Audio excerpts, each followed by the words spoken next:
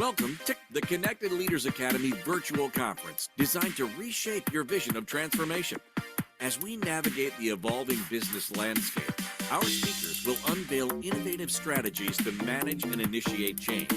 Prepare to adapt, innovate, and lead, ensuring your role as a catalyst in this transformative era.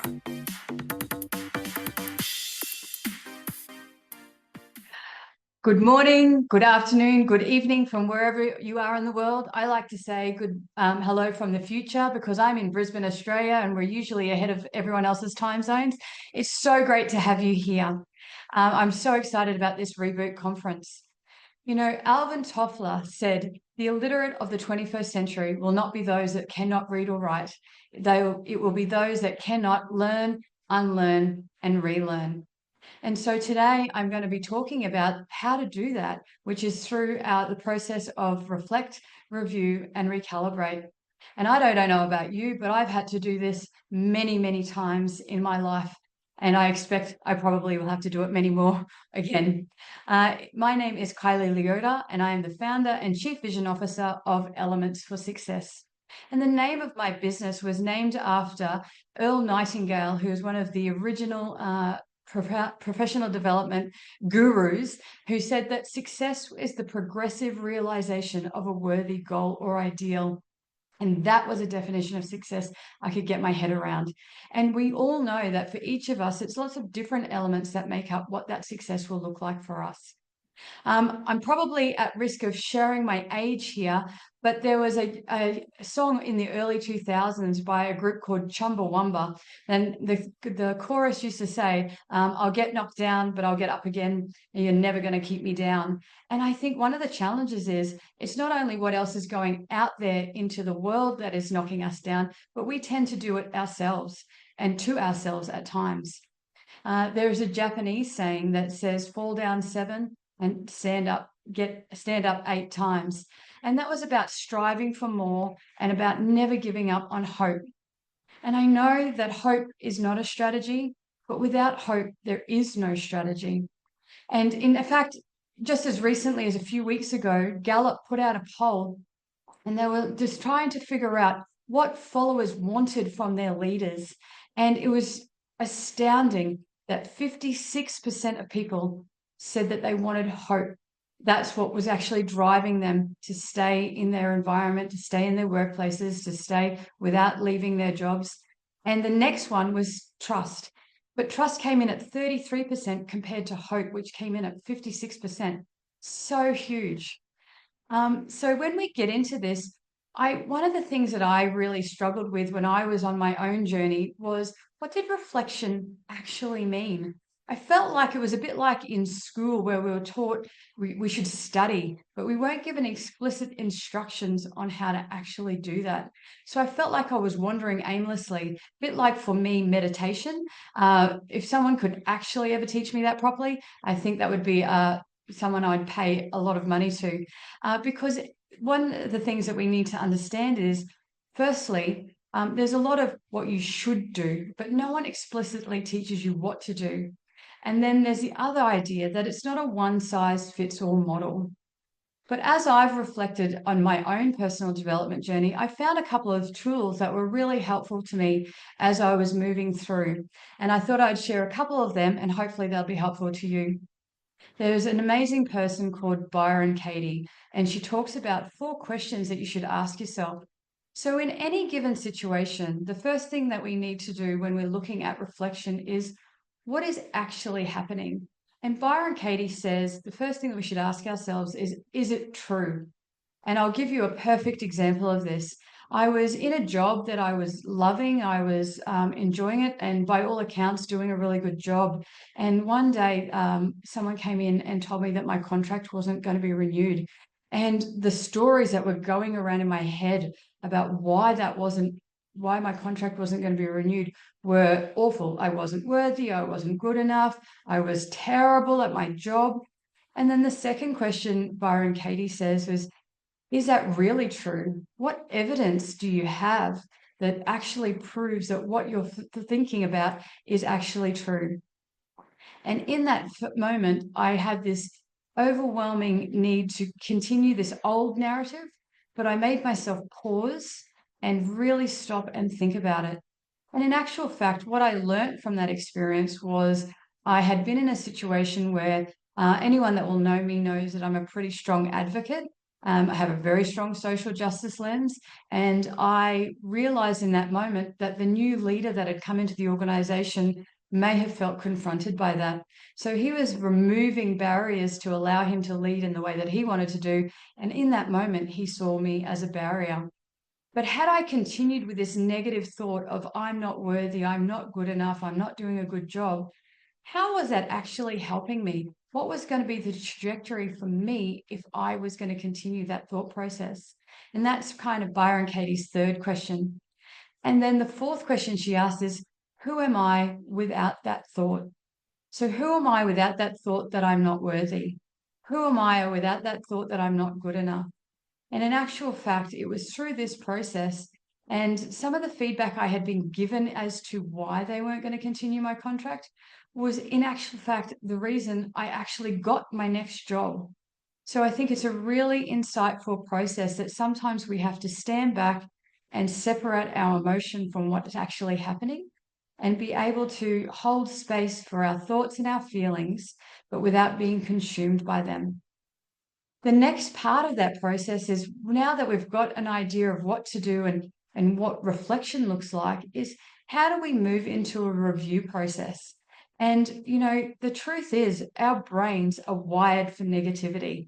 We know that the research says that we need between 5 and 7 positives to counteract every negative that we hear. So it's not a one-for-one match. You just can't have one positive thought that will just negate those negative thoughts that you're having. And I do this exercise with my clients, which I love in part because it's really, really powerful. Also in part because it makes them squirm a little bit because I can see them changing those neural pathways as we're doing this activity. And it's really simple. We draw a piece of paper, we draw a line down the middle, and on the left-hand side of the page, we write what's working well. And on the right-hand side of the page, we write down what's not working well. And our immediate response is we want to sit in the what's not working well category. We want to get over into those negatives. But I make people do this one first. What is working well? And then the second part of that is how can we do more of that? And when we get into the other side, when we finally sat with that, and I had a client one day and I hadn't seen her for a while, and she had one thing on her what's working well. And I said to her, in a whole month that I have seen you, you can only tell me one positive thing in the whole entire month that I've seen you. Come on, let's have a bit more of a think about this, because her brain just was defaulting to all of the negative things she had. I could have given her 5 pieces of paper to fill out that side of the column. So we sat with that. What's working well? And how can we do more? How can we snowball and build on those successes that we're already having? And the tricky part is when we get over to the what's not working well, my caveat to that is without judgment. How can we just hold space for what's not working without falling into that inner critic, without falling into that judgment, and without falling into that negative spiral that keeps coming and coming and coming like an endless to-do list? And once we look at that without judgment, what's not working, it allows ourselves to focus on what we need to do to change, reduce, or eliminate. And then it becomes a simplistic, pragmatic process to create those little shifts that we need to do. Moving forward onto that is then how do we recalibrate? How do we take the actions what are the next actions that we need to take? What are the behaviors that we need to change? Or what is the learning that we need to acquire that's going to close that skill gap for us to allow us to get to that next step in our journey? And I wanted to share with you a little bit of a story about that, because my journey has been one of reflect, review, recalibrate. I've lost count of how many times that I've had to do that. And I think one of the things that people say to me is, Kylee, there's so much going on. Where do I even start? The world is just exponentially busy, it's chaotic. And, one of the things that you'll hear people talk about in motivational words is having a word of the year. And I think there's an aspirational word of the year, and mine is around activation. But really, what I'm hearing from people is by default, the universe seems to have created its own word of the year, which is hectic. I haven't known anybody that has started their year that hasn't had this really hectic start. So how do we not get swept up and consumed by what's going on out there? And how do we come back to ourselves and work out what we need to do? And for me, that came through some really, really harsh lessons. One of them was that I had to navigate family and domestic violence. And I remember sitting there with the police after a particularly serious incident and going, what is happening with my life? I have done work on myself. I had done self-development. I had a degree, I had a qualification. How with my education and my learning and my hunger for learning did I end up in this position? And so I started to go on one of those negative downward spirals that I was talking about earlier. And through my work and through my learning, what I created for myself was my own model. I remember sitting in a psychologist's office and with no disrespect to psychologists, not all psychologists are created equal. And unfortunately, I had somebody who was doing more harm than help. And I remember walking away from that going, I can't do this anymore. And so over a course of a few years, I created my own model. And you will have heard from many people in this summit today about how people have used leadership to create and navigate change. And we know that in order to lead others, whether that be personally as a parent, in your personal life, or professionally, that you first need to lead yourself. So I created this 8-pillar program that I'm going to talk you through very, very briefly today, and it's called Infinite Leadership. And each of those letters in the word infinite has its own pillar. And I have used this multiple times, not only to recalibrate myself from my DV story, but also when I had a serious injury in 2019 and I had to recalibrate my life into what I was even going to do in a job when I could no longer go back to the role that I had only known, the only role I'd ever known in the past 20 years. And so I had to go back and find who I was. So the first pillar that I love to talk about is identity. At our core, who are we? And there is an amazing gentleman by the name of Vusi Thembekwayo who said, identity is man-made, so thereby it can be man-changed. And that was so powerful to me because it meant that these identities, like a DV victim, was an identity that I could change because it never really sat well with me. Certainly was an accurate description of my experience, but it wasn't an identity that I wanted bestowed upon me. And we've all had identity, whether it be the talkative kid in class, the class clown, the lazy person, the whoever, the difficult one, the sensitive person. We've all had identities that have been given to us, and we've all absorb stories to create our own narratives. But who is our identity? And if we don't like our identity, you actually have the power to change that. We need to work on our strengths, our values. We need to recalibrate. And most importantly, we actually need to have a really honest conversation with ourselves about who we are right now. And is it in alignment with where we want to be? And what are the aspirational attributes of those people? And what do we need to do to keep that evolution going and creating that identity for ourselves? The next pillar I call nurturing. And that's where we're looking at our emotional intelligence and our emotional agility. And one of the most difficult things that I talk about is that theory into practice process. There is so much information out there about self-awareness and understanding our feelings more. But so many people still struggle to take it from knowing ourselves and what we're feeling and actually being able to apply it in meaningful ways to get the outcomes we seek. Timothy R. Clark, who does a lot of work in psychological safety, even builds on Goleman's emotional intelligence framework, and he actually adds in self-regard and social regard. And so that is so important because if you have a very low opinion of yourself, how open are you going to be around your self-awareness? If you're walking into a meeting with low self-regard of everybody in the room, how does that impact how you're going to show up? So we need to do the work on ourselves to be able to navigate how we interact with others. And there's just no way around that. And that agility piece, Susan David talked about our emotional agility. And that's so important because it stops us from getting hijacked in the moment.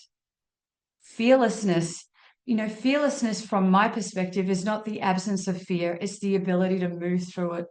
And the Native American buffalo is the only animal that we know that when a storm is occurring, it actually runs towards the storm. Not because it loves storm, it's because it recognizes that unlike other animals that are trying to outrun the storm, it eventually catches up to you. So by facing the storm, by facing that fear, you go through it, you get through it faster, and you get to the other side. And I think that's so powerful. And there are so many different types of fear that we have to navigate. And I think we talk a lot about fear of failure, but we actually don't talk about our fear of success and how that can be limiting to us in achieving our full potential.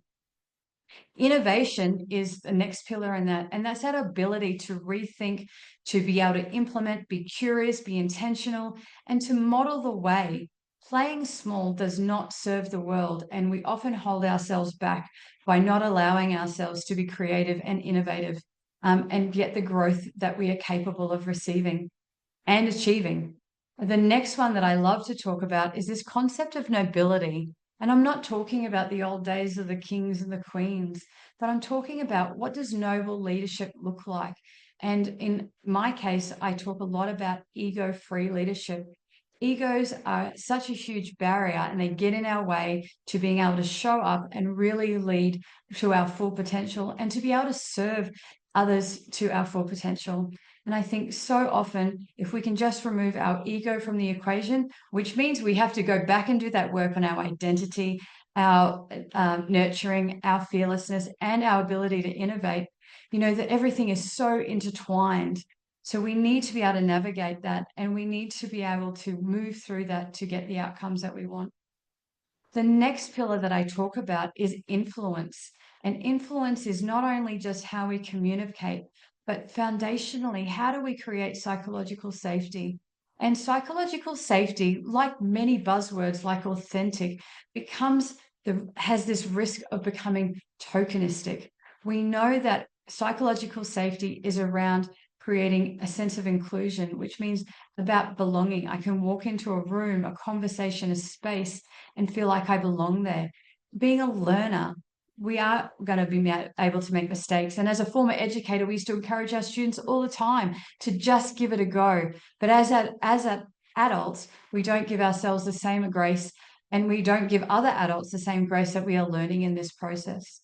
Contribution safety, to know that our contribution is valued.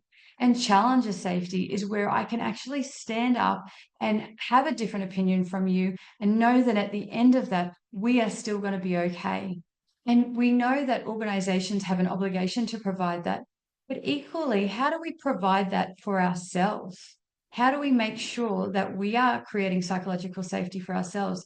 And that goes back to understanding our identity, understanding our strengths, understanding our triggers, understanding that emotional agility. How do I create belonging and inclusion for myself? How do I create a learner framework for myself that allows me the grace to know that I am going to make mistakes in this journey and how to move through that and recalibrate, just like those buffaloes moving towards the storm? How do I recognize and acknowledge myself and the contributions that I have, and that to really acknowledge that I have something to say and to give, because in doing that, by giving myself permission, I in turn give others permission to do the same. And challenger safety. I don't know about you, but my inner critic is far greater than anybody else's opinion of myself. And so how do I challenge those thoughts when they occur? And how do I recalibrate and reframe those thoughts when necessary? And after we get through influence, we need to also understand that this transformational journey is the fact that it's an ongoing evolution. Our legacy is something that we create regardless of whether or not we're actively seeking to make a legacy or not. I had someone once say to me, "Oh, I have absolutely no intention of leaving a legacy. And the truth is, consciously or unconsciously, you leave one. So we need to be really conscious and mindful about when we're gone, what does that look like? And that legacy is not just when we pass, it's when we are going onto a new journey, a new role, a new job. And part of that is that succession planning. We need to be able to, the best leadership is that the ship will still drive in the right direction, regardless of whether or not you're at the helm. And that sustainable leadership is going to get that transformation. So, because people will know how to reflect, review, and recalibrate in that transformational process. And the last pillar, with the first pillar we started with, which always starts with self, everything that we do always starts with self. The last pillar that we identify in that infinite leadership model is ecosystem. Who do we surround ourselves with? And I talk a lot about in our ecosystem, we know that I actually hate the word balance. I find it so difficult. I'm terrible at it. And so I talk a lot about harmony. And we know that the best ecosystems are the most harmonious ones. And so how do we create that? And that's harmony between our personal life, our professional life, our health goals, our financial goals, our work goals, our family and friendship goals. And I liken it to a symphony. To create the most beautiful symphony means that everything is playing in harmony. And if something is playing too loud or too soft or too fast or too slow, it means that our symphony is not going to be the most beautiful example of what harmony looks like. And so in order to activate our symphony, everything has to be playing in alignment with each other and in harmony.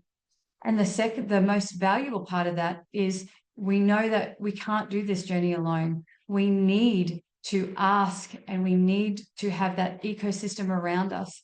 And one of the biggest lessons that I have learned in recent years is that some people are going to support us to the level of their comfort. So who are those people in your ecosystem? And how often do you do an ecosystem audit and look around the room and decide, are those people helping me and supporting me in my ecosystem?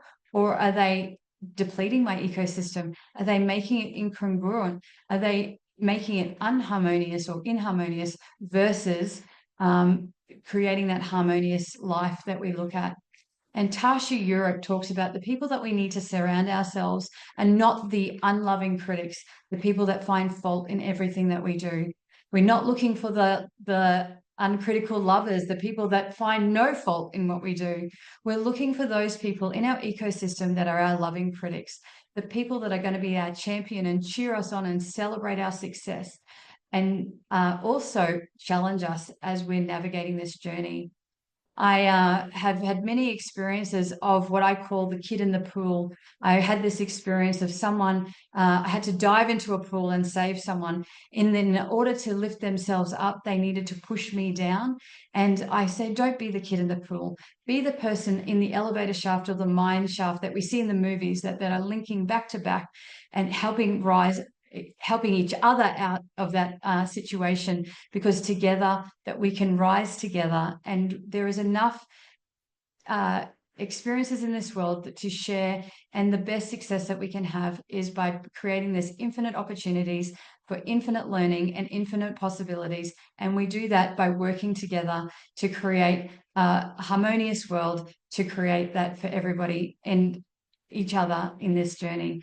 So thank you so much for joining me in this summit today. It's been such an amazing experience. And my name is Kylee Leota. My business is Elements for Success. And I hope wherever you are, whatever you're doing, you are working towards progressing those worthy goals or ideals to create success for yourself in your own personal journey. Thank you so much.